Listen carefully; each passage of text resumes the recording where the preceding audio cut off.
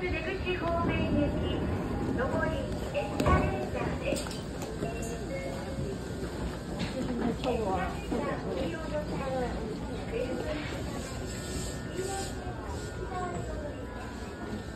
ট্রেনের ভিতরে এখানে যারা বৃদ্ধ আছে, যাদের পায়ের সমস্যা আছে, যাদের বাচ্চা আছে, প্রেগনেন্ট, তাদের জন্য কিন্তু এই সিটগুলো বরাদ্দ।